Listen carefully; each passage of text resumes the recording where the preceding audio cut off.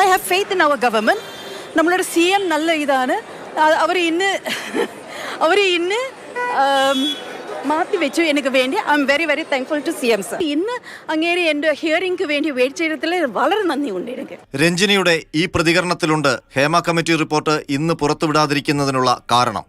രഞ്ജിനിയുടെ ഹർജി പ്രത്യേക ഉദ്ദേശത്തിലാണെന്ന സംശയം ബലപ്പെടുത്തുന്നതുകൂടിയാണ് ഈ പ്രതികരണം. രഞ്ജിനി ഹൈക്കോടതിയിൽ ഹർജി നൽകിയിട്ടുണ്ടെങ്കിലും റിപ്പോർട്ട് പുറത്തുവിടുന്നത് കോടതി വിലക്കിയിട്ടില്ല. വിവരാവകാശ കമ്മീഷനും വിലക്കിയിട്ടില്ല.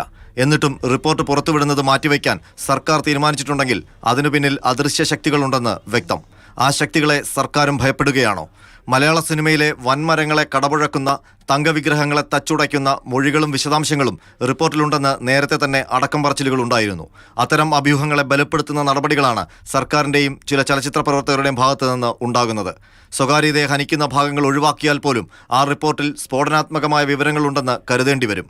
കോടതി ഇടപെടൽ ഇല്ലാഞ്ഞിട്ടും രഞ്ജിനിയുടെ ഹർജി ചൂണ്ടിക്കാട്ടി റിപ്പോർട്ട് പുറത്തുവിടാതിരിക്കുന്നതിന് സർക്കാർ നൽകുന്ന വിശദീകരണം സാങ്കേതികമാണ്. അതിന് ഏത് ഗവൺമെന്റ് എതിർത്തു?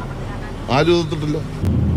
പുറത്തുവിടേണ്ടത് സ്റ്റേറ്റ് പബ്ലിക് ഇൻഫർമേഷൻ ഓഫീസറാണ്. സാംസ്കാരിക വകുപ്പിനോ സിനിമാ വകുപ്പിനോ ഗവൺമെന്റിനകത്ത് യാതൊരു റോളുമില്ല.